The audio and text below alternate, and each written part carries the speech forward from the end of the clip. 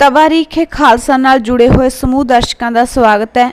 फतेह प्रवान करो जी। वाहिगुरू जी का खालसा, वाहिगुरू जी की फतेह। अज दे दिन 1960 ईस्वी विच मास्टर तारा सिंह जी नूं गिरफ्तार किया गया। जेकर मास्टर तारा सिंह जी की जीवनी की गल करिए तां इह 20वीं सदी विच होए प्रमुख सिख नेता मास्टर तारा सिंह जी का जन्म जिला रावलपिंडी के हरदयाल नां दे पिंड विच माता मूला देवी जी कुखों बख्शी गोपी चंद मल्होत्रा पटवारी के घर 24 जून 1885 ईस्वी नूं होया। आप जी का पहला नाम नानक चंद सी, पर सिंह सभा लहर के प्रभाव अते संत अतर सिंह मस्तूआणे वालियां दे प्रचार के फलसरूप सन 1902 ईस्वी विच सिंह सज के नानक चंद तो तारा सिंह बन गए। मुढ़ली तालीम अपने पिंड के मदरसे विचों प्राप्त की। फिर मिशन स्कूल रावलपिंडी विच दाखिल होए। पढ़न लिखण विच हुशियार होने करके कई साल वजीफा प्राप्त करते रहे। उच्च सिक्ख्या लई खालसा कालज अमृतसर दाखिल होए अते BA पास करन उपरंत ट्रेनिंग कालज लाहौर तो BT पास की। स्कूल अते कालज की पढ़ाई दौरान आप हॉकी अते फुटबाल के चंगे खिडारी रहे। आप दी दृढ़ चित्तता करके साथी विद्यार्थियों ने पत्थर सुभाव वाला कहना शुरू कर दिता। बाद विच यही पत्थर चट्टान के रूप विच सामने आया। इतिहासिक परिस्थितियां ने आप नूं राजनीति वल झुकना शुरू कर दिता। BT करन तो बाद 15 मई 1908 ईस्वी नूं ये नाम मात्र तनख्वाह ते खालसा हाई स्कूल लायलपुर अते हैडमास्टर नियुक्त होए। तद इन्हां दा नाम मास्टर शब्द जुड़ गया। सन 1920 ईस्वी विच शुरू हुई गुरुद्वारा सुधार लहर विच इन्हां ने महत्वपूर्ण भूमिका निभाई अते श्रोमणी गुरुद्वारा प्रबंधक कमेटी बनाए जाण ते आप नूं पहला जिहड़ा सकत्तर है चुनिया गया। आप दी गतिविधि तो चिंतित होके अंग्रेज सरकार ने होरना अकाली लीडरां सहित आप नूं कैद कर लिया। कैदों बाहर होण वेले गुरुद्वारा एक्ट 1925 अनुसार कार्रवाई करन दा बंधन स्वीकार करन जां ना करन दे मामले विच अकाली दल 2 धड़ियां विच वंडिया गया अते आप दूजे धड़े विच जुड़े रहे। सन 1926 ईस्वी विच जेलों बाहर आउण ते आप नूं श्रोमणी गुरुद्वारा प्रबंधक कमेटी दा मीत प्रधान बनाया गया। कलांतर विच आप अकाली दल अते श्रोमणी गुरुद्वारा प्रबंधक कमेटी के बड़े लंबे समय तक प्रधान रहे ते सिखां वल्लों चलाए हर अंदोलन विच पूरी शिद्दत नाल शामिल होंदे रहे। सिखां दे हक्कां उत्ते पहरा देण लई सन 1944 ईस्वी विच इन्हां ने अकाल रेजिमेंट की स्थापना की। देश नूं आज़ादी दिवाउण वाले मूरले लीडरां विच इन्हां दा नाम है। पाकिस्तान की मंग दे जोर पकड़ नाल इन्हां ने सिख स्टेट अते आज़ाद पंजाब का सुझाव सामने लियांदा। मार्च 1947 ईस्वी विच पंजाब विच मुस्लिम लीग की वजारत बनाए जाण की स्कीम नूं सिरे ना चढ़न दिता अते पंजाब की वंड लई भविष्यकृति दिती।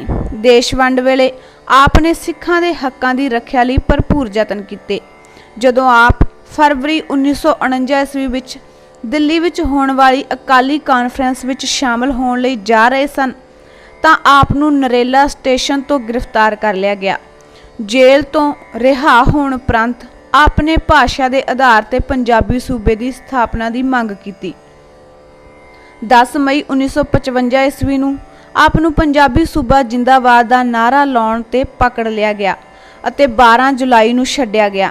17 जनवरी 1960 ईस्वी नूं श्रोमणी गुरुद्वारा प्रबंधक कमेटी दीआं चोणां वेले आपने 140 सीटां विचों 136 सीटां अकाली दल की झोली पाईयां।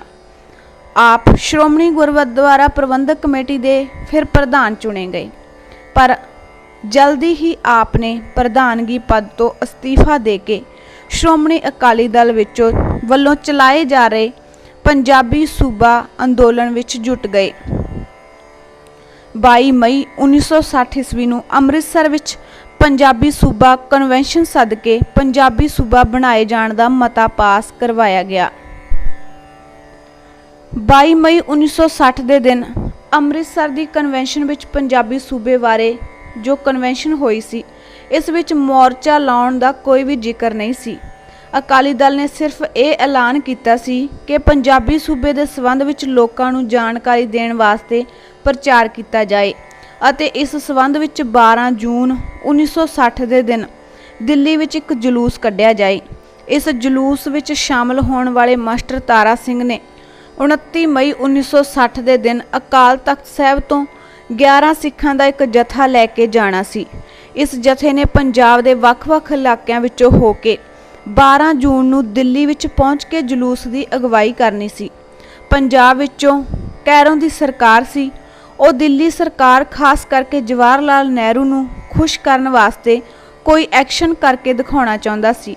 इस करके उसने 24-25 मई दी जिहड़ी दरम्यानी रात सी उस दिन 11 तो 12 बजे के विचकार एक वड्डी पुलिस फोर्स भेज के मास्टर तारा सिंह के घर नूं घेर लिया अते उसनूं गिरफ्तार करके रातों रात धर्मशाला जेल विच बंद कर दिता। मास्टर तारा सिंह की गिरफ्तारी नज़रबंदी कानून हेठ की गई सी। इस गिरफ्तारी विच सरकार नूं उम्मीद सी कि अकाली वर्करां विच डर फैल जाएगा अते दिल्ली का 12 जून का जलूस कामयाब नहीं हो सकेगा। हालांकि कैरो अते नेहरू फरवरी 1949 विच अकाली दल वालों दिल्ली विच कीती जाण वाली कन्वेंशन वेले सिखां दा सिरड़ वेख चुके सन, पर कैरो अपनी वफादारी साबित करने वास्ते कोई कार्रवाई करके विखाउण की कोशिश कर रहा सी। मास्टर जी की गिरफ्तारी तो बाद पंजाब सरकार ने सारे सूबे विच 4000 के करीब अकाली वर्कर गिरफ्तार कर लए। गिरफ्तार किए आगुआं विच जलंधर तो गोपाल सिंह कौमी, ज्ञानी भजन सिंह, जथेदार कल्याण सिंह निधड़क, जिला हुशियारपुर तो जोगिंदर सिंह मुकेरिया, चौधरी करतार सिंह, रोपड़ तो अजीत सिंह बाला, प्रधान श्रोमणी गुरुद्वारा प्रबंधक कमेटी, करनाल तो उजागर सिंह, आत्मा सिंह, हर गुरनाद सिंह, मास्टर प्रताप सिंह, उदम सिंह, भार सिंह पुरी, धन्ना सिंह भी गिरफ्तार कर ले गए। इसे दिन बूटा सिंह ते ज्ञानी केर सिंह बैरागी भी फड़ ले गए। भावें आप नूं 25 मई नूं गिरफ्तार कर लिया गया, पर जलूस बड़ी शान नाल निकलिया। 4 जनवरी 1961 ईस्वी विच आप रिहा होए अते संत फतेह सिंह दे मरण वर्त नूं छुड़वाया। इस तो बाद आप दी सियासी स्थिति निगरन लग गई अते 22 नवंबर 1967 ईस्वी नूं आप जिहड़ा अकाल चलाना कर गए। मास्टर जी ने बड़े बेलाग ढंग नाल लीडरी की अते हर प्रकार के मोह तो बचे रहे। आप दा सियासी जीवन बेदाग आत्म उत्सर्गी वाला है।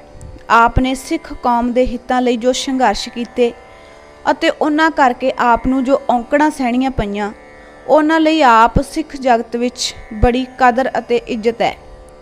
सिख धर्म के प्रचार अते प्रसार लई उन्होंने विदेशों विच भी गए ते बहुत सारे कार्य किए।